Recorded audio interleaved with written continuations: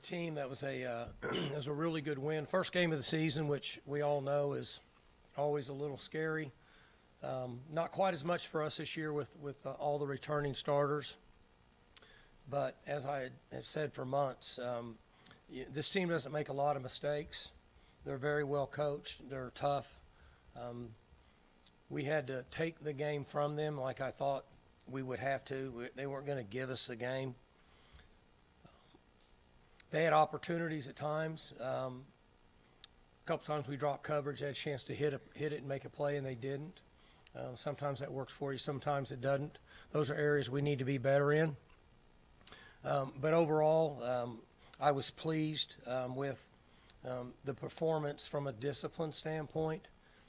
We only had one penalty, which is really good, and I thought we were good in special teams. Not excellent because we gave up a couple returns, too many yards, we missed tackles. But overall in special teams, our ability to punt, flip the field, down the ball inside the 5-yard line, and perform in the PAT field goals was really good. So we were good in special teams, good in penalties, good in hidden yards. We rushed the ball for, I haven't even looked, 127 yards, 38 carries. So we're a little bit under what we should be. We should be about probably almost a yard more per carry there. But overall, it was good for us. Got a lot of work to do. I shared with those guys that in all three phases there's going to be some really good video based on what I was told on the headphones from the tablets, because obviously we can watch the video now during the game. So we know a lot more during the game than we used to. So there'll be some really good teaching as we move forward. Gives them a chance to relax a little bit tonight, and then get back to work. And each week, the challenge gets greater. Mike, you mentioned needing to take the game from South Dakota State early. How important were those first two defensive drives to get off the field, turnover on downs, and the interception? Yeah. Defensively, we played good and then gave up big plays. So I almost did the math in my head. There's about 4 plays that we could have taken away, and it will be almost 50% of their production. No, 35% of their production. That's my guess now. Again, that's just me doing it in my head. But those are important early in the game to get those stops and kind of get rolling. And we had a chance. One time we were up 3.5 or maybe 4 scores. We could have stopped them and scored again, and then extended the game to where it was we could have played a lot of other guys. We didn't. We gave them a cheap one, dropped coverage in my opinion, and then offensively in the fourth quarter we just sputtered around. And we tried to run the ball and use the clock, and we just weren't very good. If I had to do it all over again, I'd just go play fast because I didn't like that side of it. But we were trying to just kind of nonchalantly use the clock and move the ball. Mike, we might not think of a seventh-year guy in Alan Bowman getting better, but year 2 now in this offense, is there another level he can reach? And also, just how do you think he played today? Well, Alan, I think, was good from a mental standpoint, from what I had heard on the headphones. Made decisions in what we asked him to do, and his grade in that area I think will be really high, and that's where he can help himself and help our team if he'll get the ball distributed to the people that we have, because most of what we do is run pass options. Mike, we watched North Dakota State play Colorado. Great game. Could have gone either way Thursday night. When you saw that game, did your anxiety level for this game go up any? Or did you know that it was a potential dogfight anytime you get one of those two teams? So I was watching the Emporia State Hornets at the same time, so I did not see a play, but I was getting text messages. My youngest son was watching that game and Colorado and was dinging me about it. So my anxiety went up when I saw that score.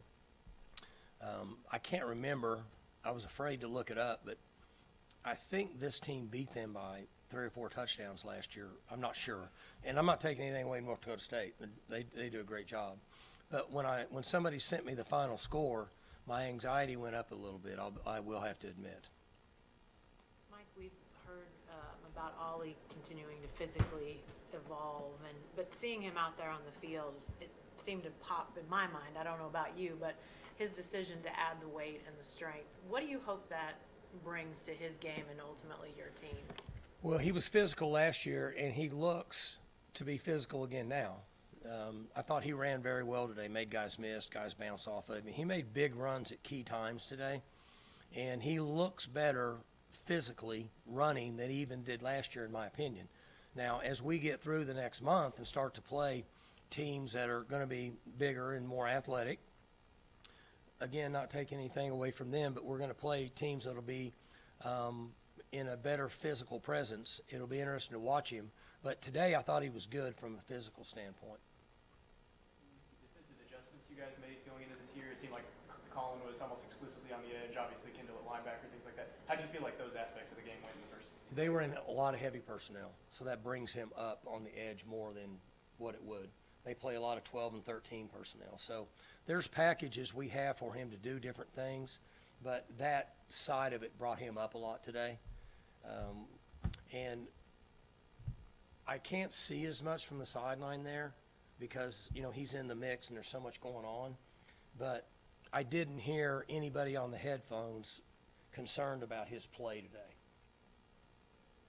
Even though the weather ended up being more comfortable than we probably anticipated a couple of weeks ago, did you still feel that was an area where you can get the tempo going and maybe end up with the cramping issues that they seem to be dealing with?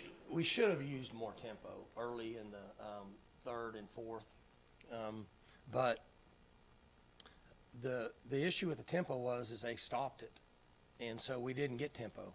So to a certain extent, you're almost working against yourself. If you're in a hurry mode and they're stopping it, then it works against the principle of the concept. So we lost a little bit of that based on, you know, they had cramp problems.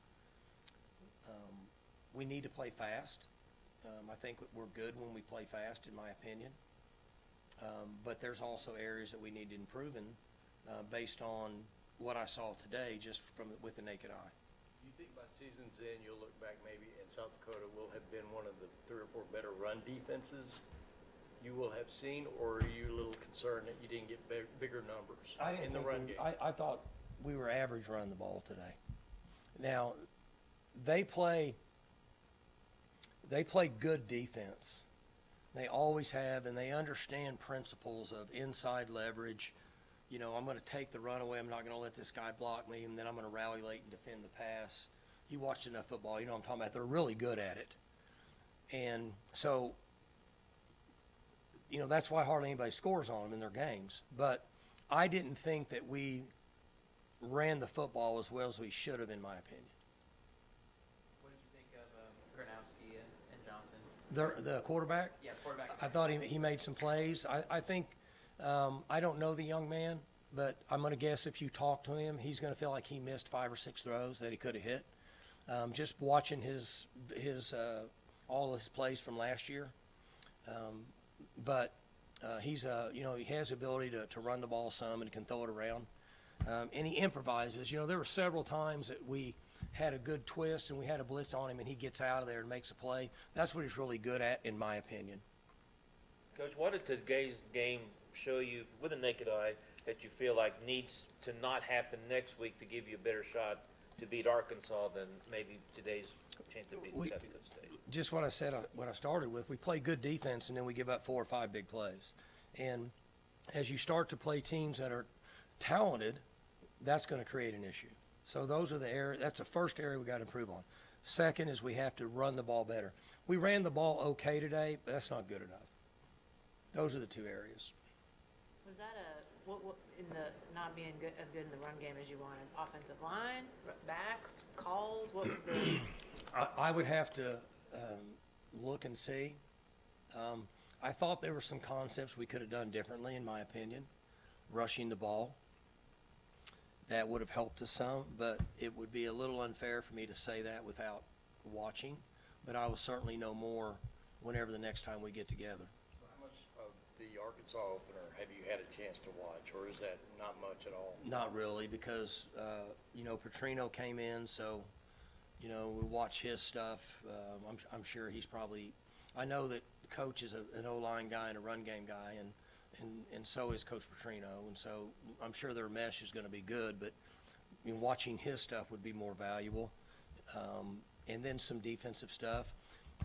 There's probably not going to be a lot to watch, unfortunately. They're going to have better tape than what we're going to have just with what happened in week 1. Mike, I think you said at one point this preseason that you felt like DeJohn, after the injury last year, was probably going to give him a little edge, anger or something like that. Have you seen that?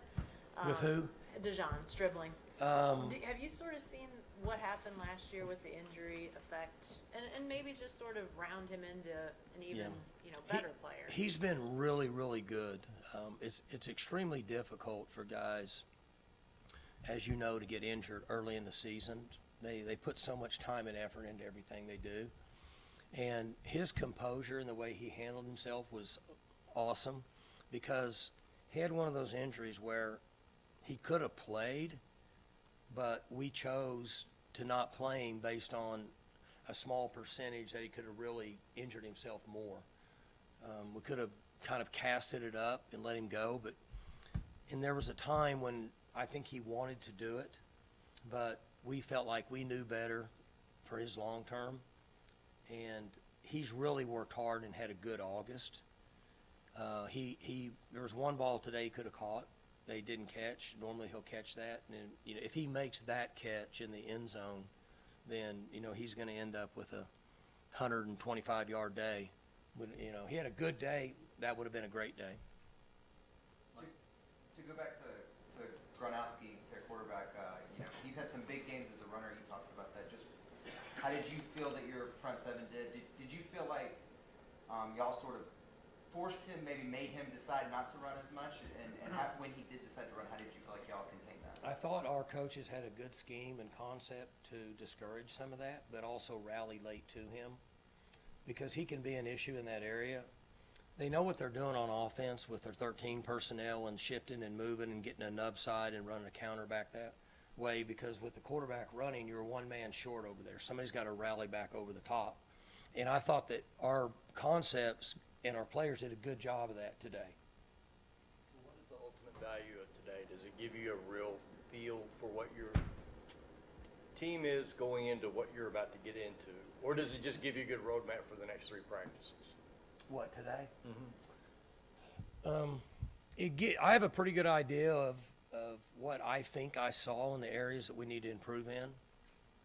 In my opinion, it's not a secret. We have to do a good job of matching up and not drop coverage on defense, and we have to rush the ball better. That'd be 2 good starts right there. Mike, did you use any of the iPads on the sideline, or are you able to? Me? Yeah. No, I didn't. Specifically. No, they all did. They had them upstairs and down. That'll be a discussion in the morning. What do we get out of it? What changes we need to make? This is all so new. The earpiece, and it'll be interesting when we review it in the morning to try to learn and make it better. The tablets, how productive were we? Do we need to change the way we're operating in that area? Earpiece, all those different. The technology is so different this year. I didn't use it. I don't have time to look at that and then also know what's going on with both series. I need to know what's going on in the game to make decisions. And if I'm over there looking at a tablet, it'd be hard for me to do that unless I was the play caller. Do you hear what Casey is saying to Bowman, or are you blocked out of that? I can't. They won't let me hear it. If anybody's a good IT guy, we'll get the guy from Michigan down here and let him hook me up. Even though he didn't do it. What was that song in, what was that song? You should know. Yeah, the song, it was kind of a partial rap in the shower. It caught me, I didn't do it. It wasn't me. What was it? Yeah. It wasn't me. Yeah, that's right, it wasn't me. I know that was you, it wasn't me. Who wears the helmet communication on defense? I know Allen has it. Safeties. Does it change that the game, or is it? It changes based on who's in the game. So, one of the more challenging things that we face this year is not violating the green dot rule. Because the guy with the green dot is the guy that has the control radio. You can't have 2 green dots on the field or it's a penalty.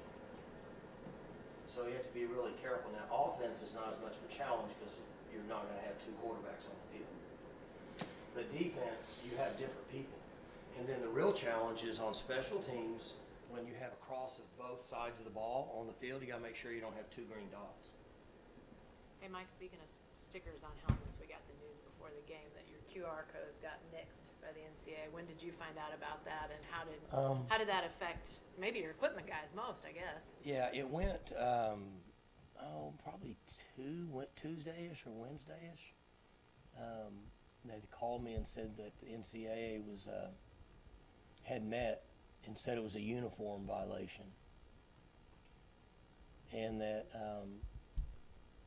it was punishable by the players being suspended if we put the QR codes on the helmets. Now, I read the rule. I think it's judgmental based on if it ever went to a court of law. It's pretty vague.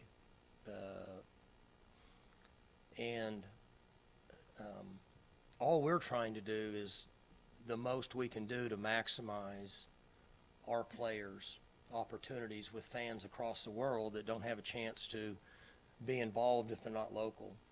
And they felt like that it was a uniform violation because it had a social media handle to it, which, in my opinion, is not, because there's nothing that has anything to do with it, social media, on the QR code. Around the stadium. Hmm? You just had it around the stadium. Is that We had it everywhere. So you can do it around the Yeah, stadium. You just can't do we had around it. the helmet. We have it. You know, it's in these restaurants. It's in bars. It's all over campus. It is. There is a link on social media, but that is not on the QR code.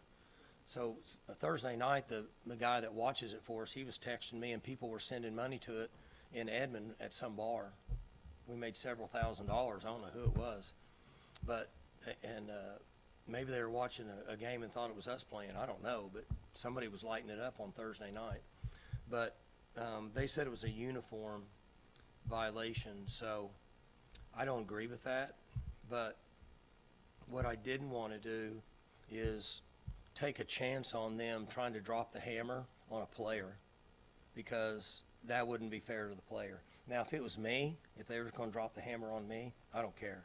I would have wore it. But I don't want a player to get penalized for something like that. So I just said it's not worth it because, you know, I don't know what authority they have anymore, but I just don't want to take a chance on them trying to penalize a player for something that we could avoid. Do you think you'll try to work out something where you can use them? I'm working on it. Logan Moreland, 3 for 3 on field goals, including the 52-yarder. I mean, how do you feel like he did in his first game as the field goal kicker? Yeah. I thought he played well. I thought that he, you know, obviously was good with his kicks, and then he had, let's see. Well, it didn't break the punts down here, but he kicked, I don't know, he kicked 2 or 3 off maybe early in the game. Then Wes came in and did our kickoffs. Wes did a great job, it looked like. But Logan looked good and was comfortable on his field goals and PATs. First games can kind of be kind of sloppy penalties. I know during the camp you were kind of upset about that. Guys doing the penalties, only one today. Yeah, I was pleased. Those are the things. I thought we were good in special teams, and I thought we were really good in discipline standpoint. Got to minimize the big plays. Got to rush the ball better. Arkansas next week. You're not old enough to have played in that rivalry, but old enough to remember it, I think. Mm-hmm. What do you think of the historic nature of renewing the Arkansas rivalry and what you remember of it as a kid? You know, I remember more with them being involved in games in the Cotton Bowl, and then the Orange Bowl with Lou Holtz. Remember that. I think it's a good concept for both schools based on the way this playoff system is going to go, because as I mentioned earlier, I feel like that they're going to reward teams for a more challenging preseason non-conference schedule, and this will be a good challenge for us. Anytime you're going to play a team in the SEC, because they're going to have really physical guys up front, will be a good challenge for us, so I think it's positive. When they beat somebody like they did, can you get a lot of, do you have to look at last year, or do you watch last year's? You know, I haven't, I'm going to guess we're not going to get a lot out of it because they probably went very vanilla really quick, would be my guess. Now, I haven't looked at it. We'll get something out of it, but, I mean, it's not going to be as much as what they're going to get out of this game because we're more like who we are in this game. They go to the tight end a bunch, and, Yeah. you know, the Bixby tight end. Yeah. Luke, yeah, he's gonna be pretty Yeah. heavy. Last question. You mentioned wanting to get more guys in late if the game had gone a little differently. You did get to rotate a lot of guys in at different spots through the first 3 quarters. Is that a strength of this team that you expect to be utilized every week, getting guys in at different spots? Yeah, I think that's important, and, you know, we've talked about it all through the offseason, that we have a number of players on both sides of the ball that have some sort of experience that can get in and play. And in my opinion, the area you really improve in is when you get in a game and play. Practice is great, but it's not the same. So the more reps we can get players in, it does 2 things. 1, it shows us who they are, and 2, it gives us a chance to evaluate them and keep the other guys fresh. So I was pleased with the number of players that we were able to get in. Thanks, guys. Good, all right.